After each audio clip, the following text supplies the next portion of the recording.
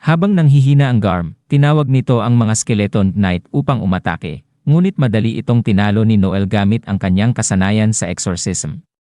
Sa pagkaubos ng lakas at mahika nito, kinilala ng Garm ang katalinuhan ni Noel, pinupuri ang plano ng grupo bilang karapat-dapat na estratehiya, at pinuri ang kanilang tagumpay bago ito tuluyang naglaho.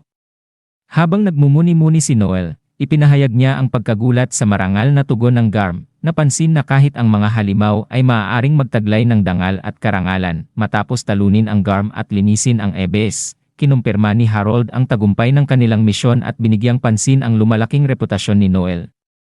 Ang simbolo ng ahas sa kanilang pendant ay nagdala sa Wild Tempest ng bansag sa kabisera ng imperyo. Nainuugnay ang grupo at si Noel sa ahas, isang simbolo ng kasaganaan at immortalidad. Gayunpaman, iminungkahi ni Harold na maaari rin itong magsilbing babala kay Noel mismo.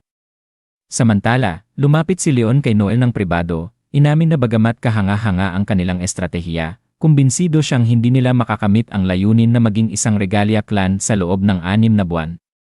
Nagdiwang ang grupo sa kanilang tagumpay, ngunit nanatiling may agam-agam sa hinaharap, naghahanda para sa mga susunod na hamon na kanilang haharapin. At dito nagtatapos ang chapter 43 ng The Most Notorious Talker. Hanggang sa susunod na video. Patuloy lang po sa pagsubaybay at maraming salamat.